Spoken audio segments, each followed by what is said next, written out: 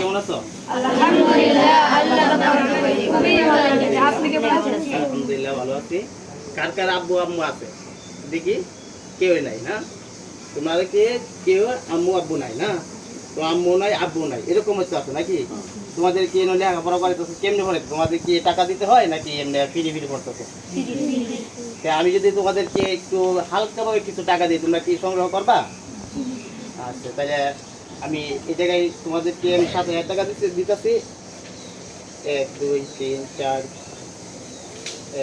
1 2 3 4 5 6 7 তোমাদেরকে টাকা দিই না, শুধু খালি তোমাদেরকে একটু একটু মনে করো যতটুকু পারো সমস্ত অনুযায়ী তোমাদেরকে দিয়ে গেলাম। তোমরা মনে করো যে এই টাকা দিয়ে যতটুকু মনে করো যা কিছু করতে হবে মানুষ কিছু আইনে খাওয়ার জন্য চেষ্টা করো, ঠিক আছে? আমি 7,000 টাকা তোমাদের ইমান সবুজে হাফিজ দিলাম। হ্যাঁ, আসসালামু আলাইকুম।